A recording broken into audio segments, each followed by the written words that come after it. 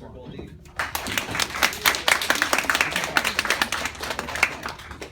So, this is Ellie Kim, my associate director, and she's here to tell you a little bit about what her job is, and then we'll go on to some other stuff more to know as mentors. Alright, I pretty much just like help Jake out and kind of do whatever he needs me to do, and I guess we're taking over next year, so. Yeah, so get ready to see her face instead of mine next year.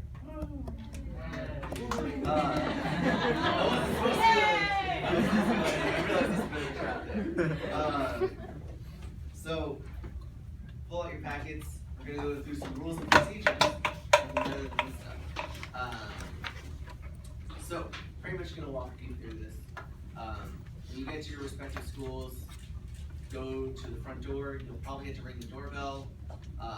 There's a little doorbell. Just say, hey, I'm here to teach lessons with Music Orchard. They'll let you in. If you are at Fox and you have a lesson at 4:10, it is possible that door will be locked and there will be no one in the office to let you in. If that is so, please let us know. We will contact someone to make sure you get in. Although we've really never had any issues with that, because usually there's some sort of parent in there waiting for their student's lesson. It all works out well, so don't worry. All right, and then once you get in, report immediately to the main office. It's usually right nearby where you enter, and then you'll go to the office. You may have to sign in. It's no big deal. And you go to the side, and you'll see what we call our. So these are big binders. You'll find we're calling them boss binders this year.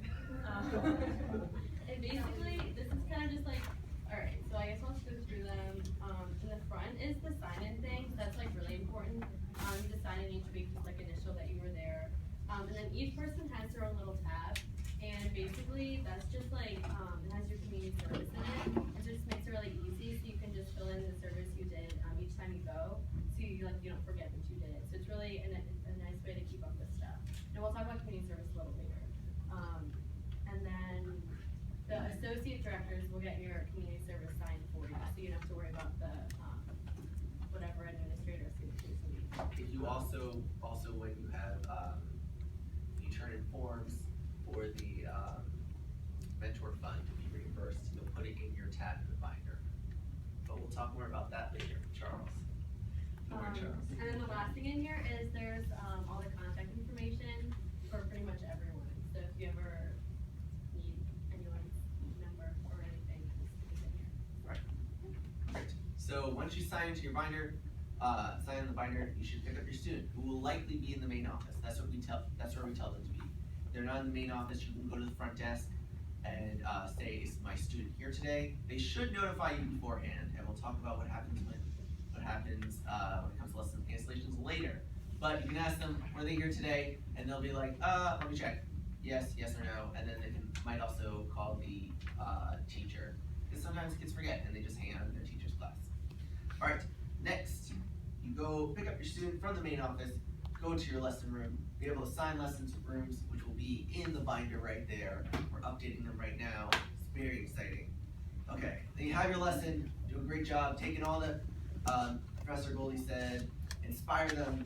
Our goal here is not as much to make them better, because we have 11 weeks, and probably missed a couple lessons here and there. Our goal is to make them love and continue music. That's what we're trying to do here, is try and get kids who may be falling through the cracks and convince them to keep on playing music and keep on having fun and hopefully become awesome musicians and awesome patrons of music one day. So after your lesson, you go bring your student back to the main office unless their parent is in the room to pick them up. If they are not in the room, do not wait. Bring them to the main office, drop them off there. If your child takes part in a Y or after school program, then you will take them downstairs. You will take them to where the Y is. At Fox, the Y program is downstairs in the basement. And, we'll be there the first week to help show you guys. If you do have a student who takes part in the Y after school program, they will bring them up to the main office before their lesson. Make sure any other things. Okay, we already talked about emergency stuff in the binder, and Great, now we're gonna talk about community service. Oh, does anyone have any questions about procedure before we go on? Anything? Right. Dorothy. Okay, so Ellie sort of talked about this already, but just to clarify, especially for Maggie Walker kids, I know it's a little confusing, you know, when do the forms go in, blah, blah, blah. So last year, this is a change that's been made. So normally when you go in, you make sure that you sign in saying that you were there as you normally would for Music Orchard. But then on top of that, you go inside your tab, pull out the community service form, and you can fill out all the details in the back when you actually, or in the front when you actually turn it in.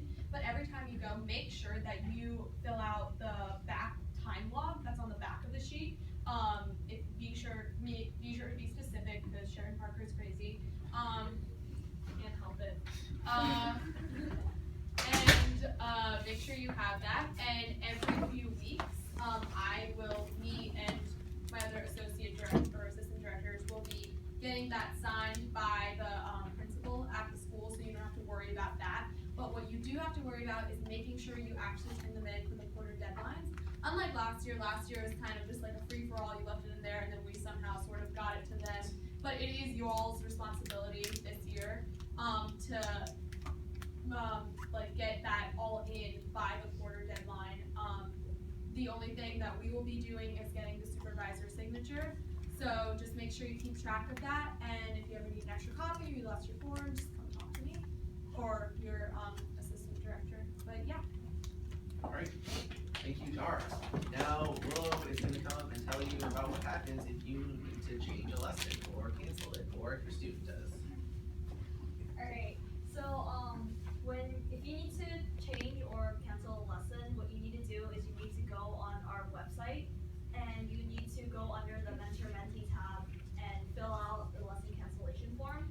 And with that information, we're gonna update a calendar that's on that same page, which the parents will be looking at also. So you need to go on there and check that your stuff is updated on the day before and the day of your lesson. Also, you need to email your kids' parents to make sure that they know about the cancellation. And the same thing will be happening with your students' parents. They will be filling out a form, we'll update it, and they should be contacting you. But make sure to look the day before and the day of your lesson to make sure to see if there's any changes. I think that was already said. But I'll show you right now our beautiful website designed by the amazing Sarah Law. Say goodbye to Sophie Harrison, everyone. Bye, everyone. All right. And now we're going to invite up the awesome Charles. Charles Yang. He's going to talk to you about this really great opportunity that we have thanks to the Community Foundation who gave us a great grant and we made it fun. Yeah, so as Jake mentioned, we have this mentor reimbursement fund, that we got as a result of the community grant. And basically what this is a way that we can help students after Music Orchard, and we can help, like Professor Goldie said, buy the method books or stands. So we have allocated $25 per mentee that you have. So if you have 2 mentees, you have an allocation of $50. And if you turn to the fourth page in your packet, you can see an example of a completed form. You can, first, before you actually fill this out or buy anything, you should email me and make sure that you just let me know, and then I'll okay it. Then you go out and buy whatever it is that you think your student needs. And you fill out this form, you put it in your binder, and the assistant directors will come around once every few weeks. They'll pick it up and give it to me, and then we will mail you back your reimbursement. Just know when it comes to mailing back, it's the school Maggie Walker Foundation that kind of works all that, and it may take a while, but it will happen. You will get your money back at some point. And if you guys don't know what to buy or you're just not really sure, we are finishing up a list that's been compiled by multiple VCU professors that's instrument specific and what you would need. So for instance, like strings, maybe you want rosin or certain types of metal books, and then cleaning kits for woods and brass. And yeah, I think that's it. Yeah. A note about transportation. Very exciting. So people here sometimes need a ride, sometimes they don't. This is for the people that do need rides or are providing them. So if you turn to the back of your sheet, you should have a little thing a little piece of paper that has a little spreadsheet. There's the driver, so the student, you do not. There was an issue with the school printers. I'm going to explain why. So if you, that spreadsheet, there will be the driver.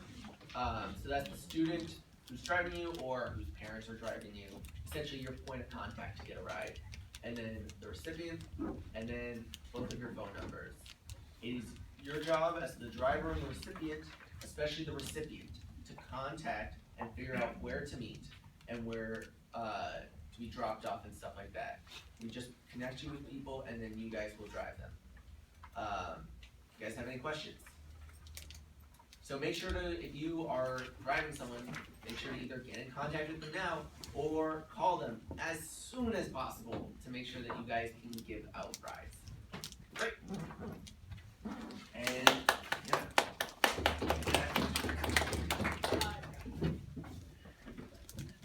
okay. Does anyone have any questions right now? Yes. Where, so how do you get this form to like figure out like how much you're paying for? Yes. Where do you get that? Good question. It is online on our website, musicorchard.org. And we have, yes, under the Mentor Mentee Information tab, if you go here, here's the calendar that we discussed. Here is the lesson change form that we discussed. And here is the mentor, here's some fun information. So we have how to use it, and you can get a mentor reimbursement form on there. We will also have some in the binder itself. So once you're done, you'll just put it in your little tab in the binder. Assistant directors will take it up and bring you to get reimbursed. Okay, any other questions? Okay, great. Thank you so much. And with that, we happily conclude the first mentor training session.